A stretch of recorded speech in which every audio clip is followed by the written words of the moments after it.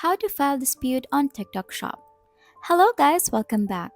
In today's video, I'll show you how to file a dispute on TikTok Shop if you encounter any issues with an order or transaction.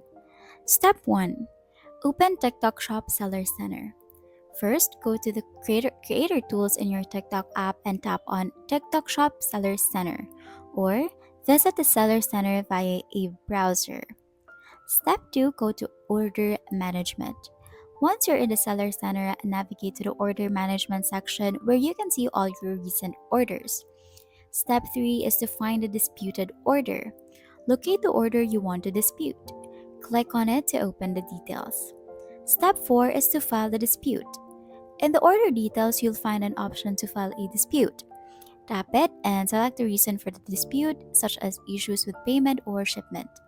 Step 5 is to submit your dispute. After providing all the necessary details, submit the dispute. TikTok will review the case and notify you once a resolution is reached. And that's it. You've successfully filed a dispute on TikTok Shop. If you found this tutorial helpful, please don't forget to like and subscribe for more TikTok tips. See you in the next video. Bye!